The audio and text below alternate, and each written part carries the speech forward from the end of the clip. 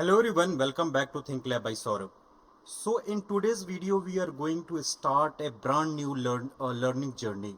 So we are starting a complete machine learning course. So this course will contain 35 lectures and complete course will have more than 14 hours of learning content. So our goal is very simple. We want to start from the fundamental and gradually move toward the real world machine learning projects. So if you are completely new to machine learning, so don't worry, you are at the right place. And if you already know some machine learning, so that's also completely fine. So because in this series we are going to the concept from the ground up. We are not simply memorizing the algorithm, we will understand them, then we will understand the intuition behind the algorithms, and we will understand the mathematics and behind the important algorithms, right? So we will implement them using the pythons, and we will work with the real data set. So we will train machine learning model, and finally we will evaluate those models, and we will improve those model, and finally we will understand how machine learning model can be used in the real world applications. So this is going to complete journey from beginner level to real world machine learning. So first question is, what is the machine learning? So before we start learning the different algorithms, we need to answer one fundamental question: what exactly is machine learning? So machine learning is a field of artificial intelligence. It's allow computer to learn the pattern from the data. So instead of explicitly programming every single rules, we provide data to machine learning algorithms. And this algorithm analyze that data, it discover the pattern, and it's create a model. So that model can be used to make the prediction or discussion on the new data. So let's understand this with a simple example. So imagine that we want to predict the price of a house. So we have some historical information about thousands of house. So for every house we may know the size of house with the number of bedrooms and the locations, and also we have to know the age of the house, right? What will be the age of house, and finally we know the actual selling price. So we have historical data. We give this data to machine learning algorithms, and these algorithms try to discover relationship between the features and house price. For example, it may discover that larger house generally have a higher price, and it may discover that location affect the price. So it may discover that the number of bedroom affect the price, and it may discover the many relationship. And after this learning this pattern, the machine learning model can receive the information about the new house, and it can predict the expected price. So the basic idea is, data goes to algorithms learn the pattern, and the model created, and the model makes the predictions. So this is the one of the fundamental idea behind machine learning.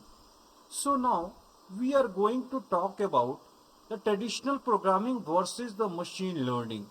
So let's compare the traditional programming with machine learning.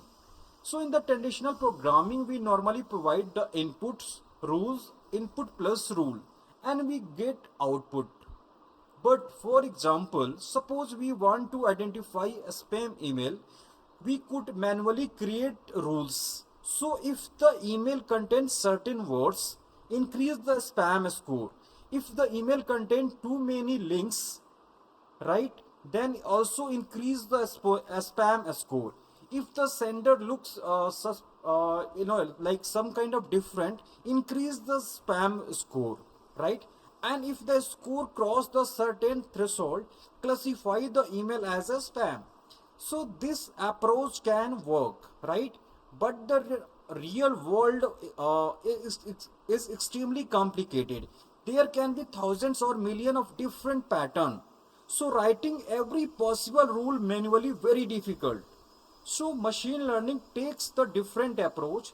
So instead of manually writing every rules, We provide the example, we provide the data, we provide the correct answer when available, and also algorithms learn the pattern from those example. So we can think about it is like this, right? So traditional programming will be data plus give us the output. Data plus rule give us the output. But in the machine learning, data plus expected output gives us the model. So then the new data plus model gives the prediction. So this is different and extremely important, right? So now we are going to discuss versus AI versus ML versus deep learning. So what is the difference between? So artificial intelligence, there are difference between the artificial intelligence, machine learning, deep learning. So these three terms are related, but they are not exactly the same. So artificial intelligence is the broader concept. AI is about creating the system that can perform tasks that normally require some form of human intelligence. So inside the artificial intelligence, we have machine learning. So machine learning is the one of the major approach used to build the intelligence system.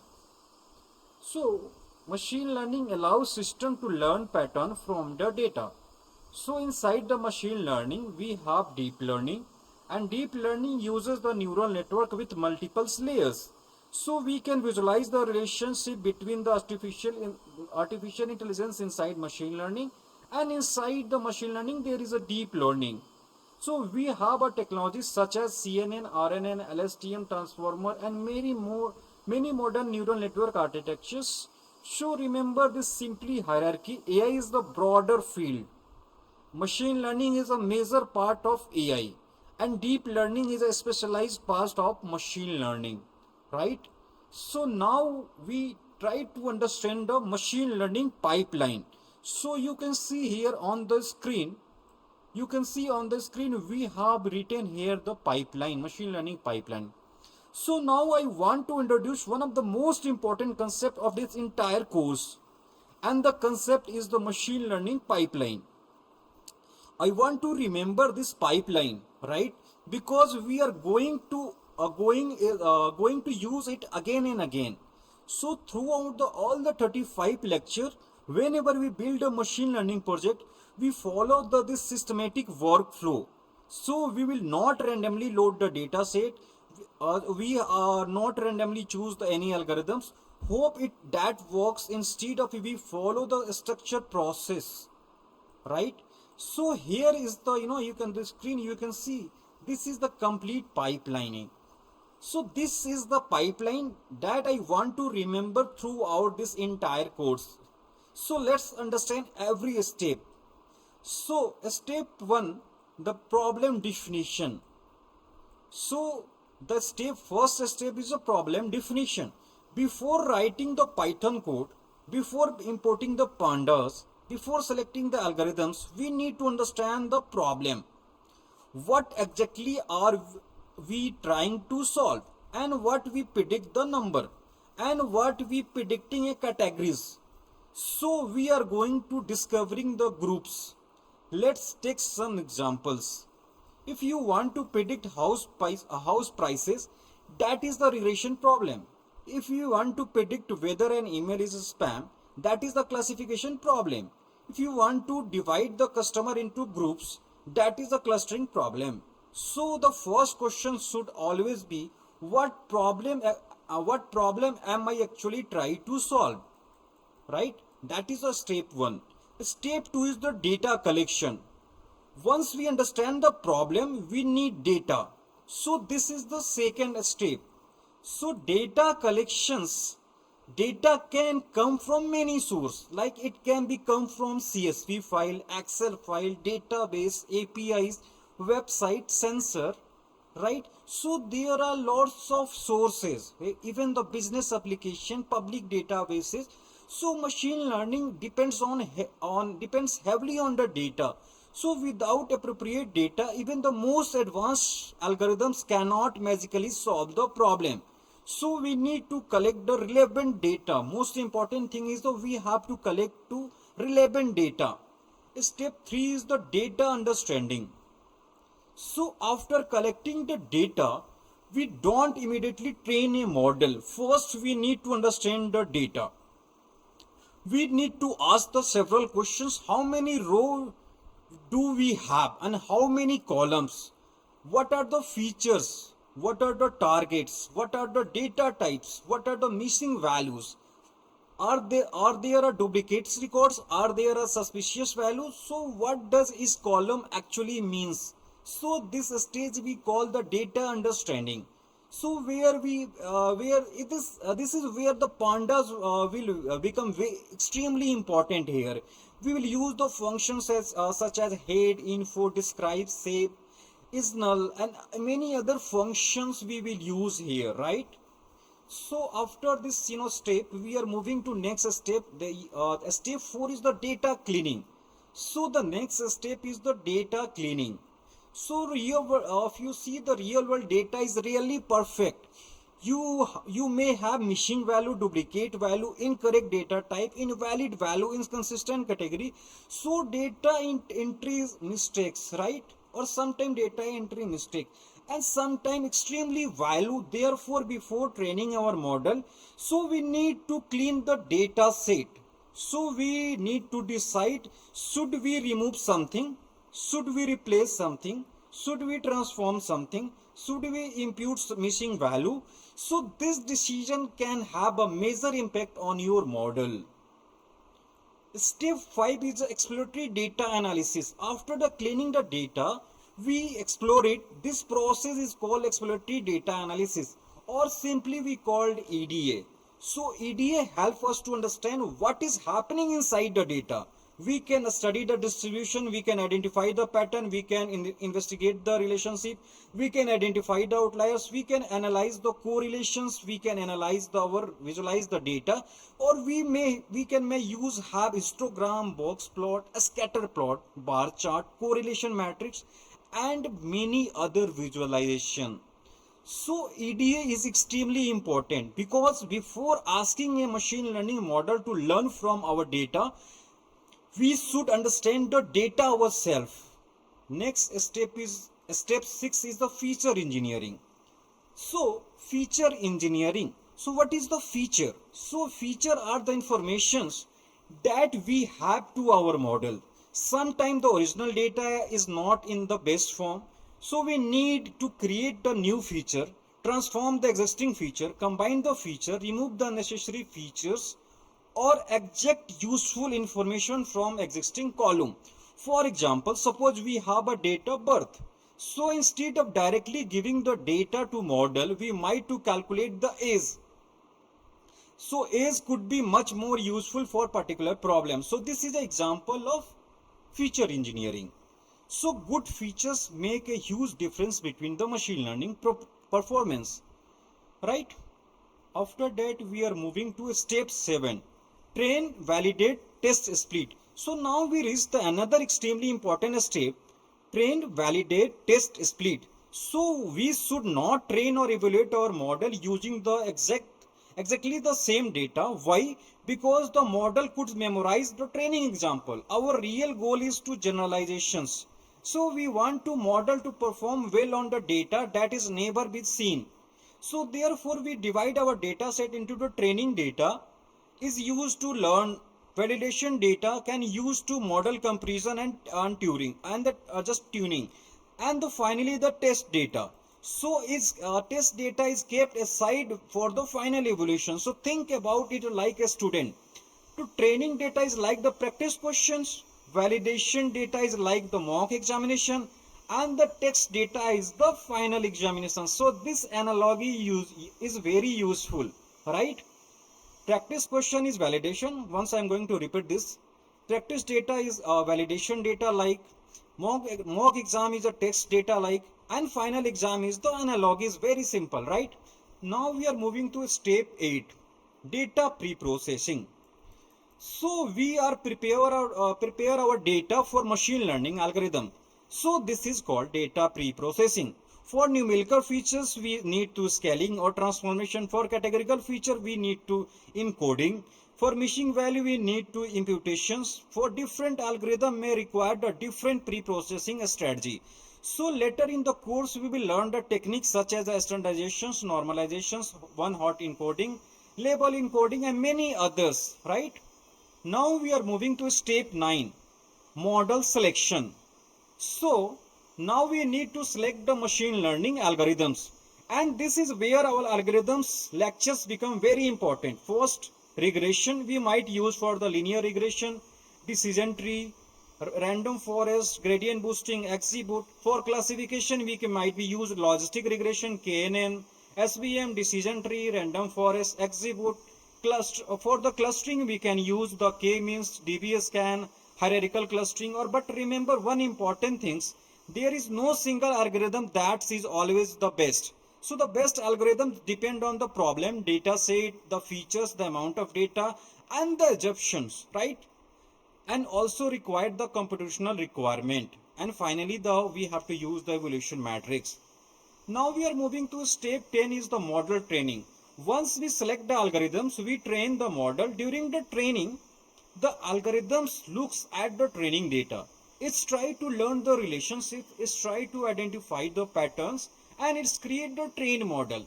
So we can visualize as training data, machine learning algorithm, learning pattern, and the trained model. So that trained model is what we will eventually use for the predictions. Step 11 is the model evaluations. So training the model is not enough. We need to ask how good is our model. This is where the model evaluations come in. For the regression problem, we may have a matrix such as MAE, MSE, RMSE, and the R square, right? For the classification, we can use accuracy, precision, recall, F1 score, ROC, AUC. But here is something important: we should not blindly choose the accuracy. So the appropriate matrix depends on the problem. For example, in some medical or fraud detection application, we also may use the recall. So we will explore this concept in details later, right? So step 12 is the hyperparameter tuning. Sometime our model is not good enough, so I need to improve it. So one approach is the hyperparameter tuning. So we can try the different hyperparameter combinations. We can use the cross validation, we can compare the result, we can search the better configurations. In this course, we will use this greedy search CV, right? Randomized search CV. So we will learn these tools, right? This technique can help us to especially search the good model configurations, right? The step 13 is the final model. So after the all or experiment, we select our final approach, we select the appropriate pre-processing, we select the useful features, we select the algorithms, we select the suitable hyperparameter, we create our final model, right? So this model should be evaluated properly on the held out test data, right? So this test data should give us honest estimate of how the model performance on unseen data. And step 14 is the deployment. So deployment, right? So this is the most exciting part, right? What if we want to real user to see our machine learning model? We need to deploy it. We might to create a web application, an API, or another software interface. So basic workflow will be like user input, application API, machine learning model, prediction, and user. So we have to follow this pipeline in deployment. Now we are talking about the step 15, monitoring. So finally we have monitoring. A machine learning project doesn't necessarily end after the deployment. Why? Because the real world changes, customer behavior change, business condition change, data change, relationship between input and output that can change. So this can lead to problems such as data drift or model performance degradation. So in this production, we will need to monitor the model, monitor the incoming data, monitor the performance, retain the model when necessary. So machine learning lifecycle become continuous. It is not simply train once and forget. It's become the train, deploy, monitor, improve, and retrain. Right? So now so we finally complete the pipelining here, right? So we define the problem definition in the pipeline, perform the data collection, data understanding, data cleaning, exploratory data analysis, feature engineering, train evaluation and test split. Then we perform the pre-processing, model selection, model training, model evaluations, hyperparameter tuning, final model deployment, monitoring. So this is our machine learning life cycle, and I want to remember one simplified version, right? So you can see here the data, problem, data, clean, explore, feature, split, process, train, evaluate, tune, deploy and monitor. So if you remember nothing else from the today lecture, just remember this word: problem, data, clean, explore, feature, split, pre-process, train, evaluate, tune, deploy and monitor, right? So let's look at our complete course roadmap. So we have 35 lectures, and we are going to divide all into the 5 major phases. So phase 1 is will be the machine learning fundamental. So we will start with the machine learning fundamental types of machine learning: ML workflow, NumPy, Pandas, data cleaning, EDA, feature engineering, data set split.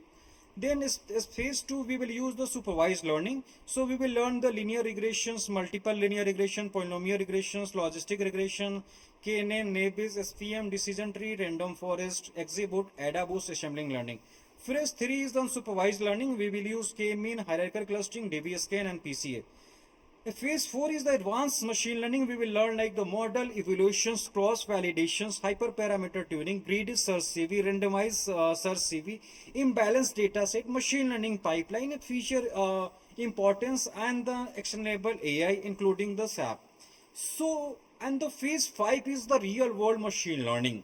So we will take everything we have learned and apply it to complete projects. So we will go from the raw data and all the way to train our model eventually toward the deployment, right? So inside this course we will use our primary programming language is the Python. For the numerical computations we will use the NumPy. For the data manipulation we will use the Pandas. For visualizations we will use the Matplotlib and Seaborn. For the machine learning we will use this scikit-learn. And also we will write after the running all our codes, we will use this Google Colab or Jupyter Notebook. So you don't need to extremely complicated setup to begin this course, right? So now I want to give you the one important suggestion. Please don't watch this course passively.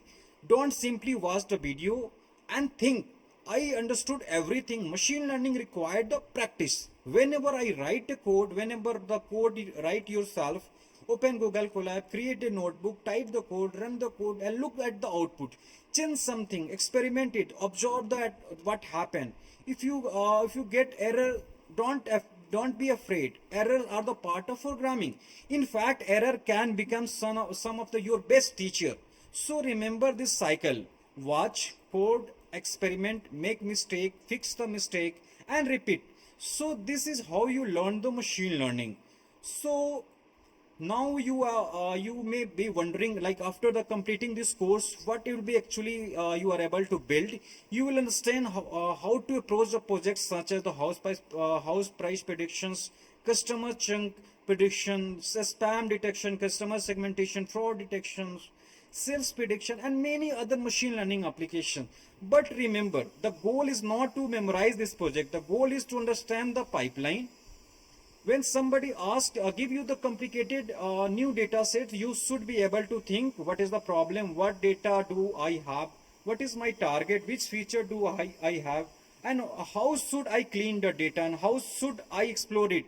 So do I need the feature engineering, should I split the data, what pre-processing do I need, which algorithms should I try, how should I evaluate them and how should I can tune them. And finally, how can I deploy and monitor the model? So this is the mindset of machine learning practitioner, right? So final motivation is, before we finish today's lecture, I am going to give you one important message.